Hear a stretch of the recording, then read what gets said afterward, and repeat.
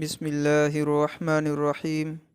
جماعت میں ایک کنارے پر ایک لڑکا کھڑا ہوا تھا، سانولا رنگ، لمبا قد۔ اس کا نام ہند تھا۔ اس نے آگے بڑھ کر عرض کیا، حضرت، ہمارے محلے میں ایک آدمی رہتا ہے۔ وہ کہتا ہے کہ خدا تو ایک ہے، لیکن اللہ کے سوا کچھ دیوتا ایسے ہیں جو اللہ میاں کے چہیتے ہیں۔ وہ اگر خوش ہو جائیں تو اللہ میاں بھی خوش ہو جاتے ہیں، جیسے کسی بادشاہ کے وزیر اگر خوش ہو جائیں تو بادشاہ کو بھی خوش کر لیتے ہیں۔ اسی لیے وہ ان دیوتاؤں کی پوجا کیا کرتا ہے، ان کے نام بھی جپتا ہے اور ان کے لیے بھیंٹ بھی چڑھایا کرتا ہے۔ تو حضرت اس شخص کو کیا کہیں گے؟ استاد صاحب، یہ شخص پکا مشرک ہے، جیسے مکہ کے لوگ مشرک تھے۔ وہ بھی تو یہی کہا کرتے تھے کہ ہم اپنے دیوتاؤں کی صرف اس لیے پوجا کرتے ہیں کہ یہ ہمیں خدا کے قریب کر دیں گے اور اللہ میاں کو ہم سے خوش کر دیں گے۔ دیکھو، وزیر اور بادشاہ کی مثال یہاں نہیں چل سکتی، اس لیے کہ بادشاہ بھی وزیر جیسا انسان ہی ہوتا ہے۔ وہ اپنے کام کاج میں وزیروں اور سیکریٹریوں کا محتاج ہوتا ہے، اس کو ان کی باتیں ماننی پڑتی ہیں۔ لیکن اگر تم خدا کو کسی کا محتاج مانو تو خدا کی معاذ اللہ توہین کر رہے ہو۔ وہ قادر مطلق ہے، وہ بے نیاز ہے، سب اس کے محتاج ہیں۔ وہ کسی کا محتاج نہیں، اس کی مرضی کے خلاف اس کی بارگاہ میں کوئی دم بھی نہیں مار سکتا۔ اس کا اگر اشارہ ہو تو نبی اور ولی اور اس کے پاک بندے سفارش بھی پیش کر سکتے ہیں، لیکن اگر وہ نہ چاہے تو کسی کی مجال کیا کہ ایک حرف بھی زبان سے نکال سکے۔ لڑکے نے عرض کیا، حضرت، ہماری بیٹھک میں سلطان ٹیپو کا ایک فوٹو لگا ہوا تھا۔ میاں عبداللہ جو ہمارے محلے میں رہتے ہیں، وہ تاریخ کی کتابیں دیکھتے رہتے ہیں۔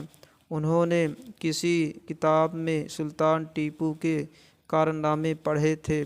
وہ سلطان کے بہت معتقد ہو گئے ہیں۔ جب وہ تصویر کے سامنے پہنچے تو انہوں نے بڑے ادب سے اس کو سلامی دی۔ ایک اور شخص ان کے ساتھ تھا، وہ تصویر کے سامنے ہاتھ جوڑ کر کھڑا ہو گیا اور ڈنڈوت کرنے لگا۔ میں نے ان کو منع کیا کہ یہ تو پوجا کی بات ہے، کسی تصویر کی پوجا ٹھیک نہیں ہے۔ وہ کہنے لگے، ہمیں ان سے محبت ہے، ہم تو محبت ظاہر کر رہے ہیں، جیسے اگر زندہ ہوتے تو ان کے سامنے بھی اپنی محبت اور عقیدت کا اظہار کرتے۔ میں نے کہا، اول تو اس طرح سلام کرنا یا ڈنڈوت کرنا جس سے ایک قسم کی پوجا معلوم ہو، زندہ کے سامنے بھی درست نہیں۔ اس لیے علماء کا فتویٰ ہے کہ سلام کرنے کے وقت سر نیچا کرنا یا کمر جھکانا درست نہیں ہے۔ اس کے علاوہ زندہ اور مردہ میں فرق ہے۔ زندہ آدمی کو تو آپ خوش کرنا چاہتے ہیں، اپنے دوست یا بزرگ کو خوش کرنے میں کوئی خرابی نہیں، بلکہ ثواب ہے۔ لیکن مردہ کے سامنے یا اس کی تصویر کے سامنے اگر آپ ڈنڈوت کرتے ہیں یا مؤدب کھڑے ہو کر سلام کرتے ہیں تو یہاں کس کو خوش کر رہے ہیں؟ یہاں تو آپ اس مردہ کی یا تصویر کی پوجا کر رہے ہیں۔ یہ کسی طرح بھی درست نہیں۔ استاد صاحب نے اس لڑکے کی گفتگو سنی تو بہت خوش ہوئے، شاباشی دی اور فرمایا کہ اسی وجہ سے اسلام میں تصویر کو ناجائز قرار دیا گیا ہے کہ اس سے شرک کی بنیاد پڑتی ہے۔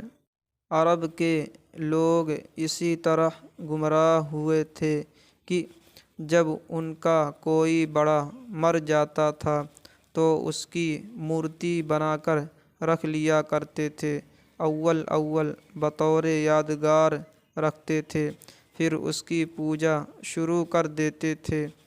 اسی طرح مورتی پوجا بڑھتی رہی، یہاں تک کہ خود خانہ کعبہ میں جو خدائے واحد کی یادگار کے لیے بنایا گیا تھا 360 بت رکھ دیے گئے۔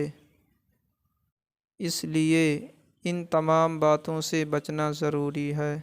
استاد صاحب کا جواب سننے کے بعد ایک اور لڑکے نے کچھ عرض کرنے کا اشارہ کیا۔ اس کا نام ظہیر تھا۔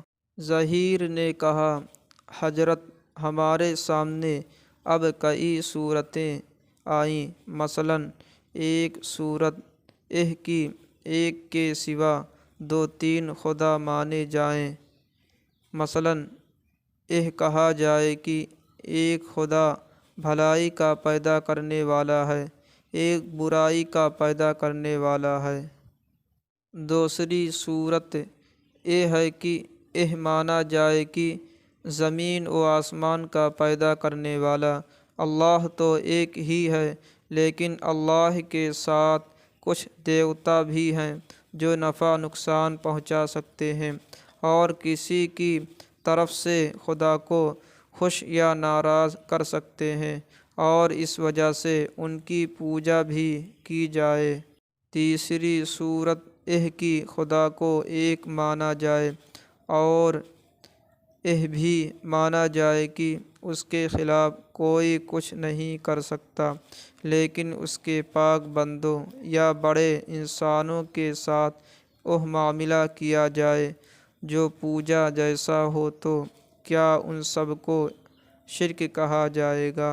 استاد صاحب، بے شک ان سب کو شرک ہی کہا جاتا ہے، البتہ ان میں فرق قائم کرنے کے لیے پہلی صورت کو شرک فی الذات کہتے ہیں، دوسری کو شرک فی الصفات کہتے ہیں، تیسری کو شرک فی العمل۔